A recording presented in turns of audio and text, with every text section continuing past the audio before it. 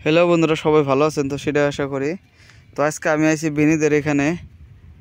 তো এই যে যেটা গাছ বিন, তো সেই বিন খেতে আইছি। তো দেখেন চারিদিকেই অনেক বিন ধরে রয়েছে, তো দেখে অনেক ভালো লাগলো। বিনিদের এদিকে বেড়াইতে আইছি, তো এইদেরকে সবজি ক্ষেত দেখা অনেক ভালো লাগে। তো আপনাদেরকেও দেখাই ভাবলাম, তো যারা যারা না দেখছেন বা সবজি ক্ষেত তাদের জন্য। তো দেখেন সবজি ক্ষেতে এত সুন্দর করে বিন ধরে রয়েছে, একটা গাছের ভিতরে কতটি করে বিন ধরে রয়েছে। এটা হলো জাংলা বিন, মানে মানুষে কেউ কেউ গারে তলে বিন, এই যেগুলো তলে বিন ক্ষেত। তখন বিন ক্ষেত দেখবার নিয়ে গাইছিলাম এদিকে। তো এইখানে বিন ক্ষেত দেখতেছি, তো দেখেন অনেক বিন ধরে ধরে রয়েছে গাছের ভিতরে। তো আপনাদেরকেও ঘুরে ঘুরে দেখাইতেছি জাংলা বিন, অনেক সুন্দর লাগে দেখা, অনেক সুন্দর সুন্দর ধরে রয়েছে। তো দেখেন গাছের মধ্যে গেতেছে, খালি বিনই দেখা যায়, খালি বিনই দেখা যায়, এত বিন হয়ে রয়েছে, অনেক সুন্দর বিন।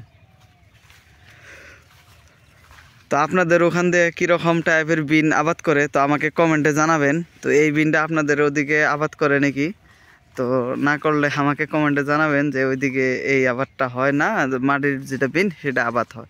তো যাই হোক, আপনাদেরকে দেখাইলাম এত সুন্দর পরিবেশ।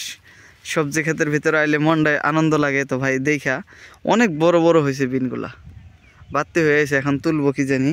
এখন তলের থেকে স্টার্ট করে তুলে তুলে একদম উপর তরি অনেক বিন তুলছে। তো যাই হোক, এই বিন খেতে খরচও অনেক, কিন্তু খরচ হলেও লাভও হয়, অনেক সুন্দর লাভ হয়েছে মনে হয়।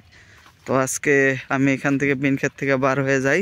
তো আপনাদেরকে অনেক সুন্দর একটা বিন ক্ষেত দেখাইলাম বলে আশা রাখছি। তো আপনারা যদি ভালো হয়ে থাকেন বা ভালো লাগে, তো আমার ভিডিওটাতে লাইক করবেন।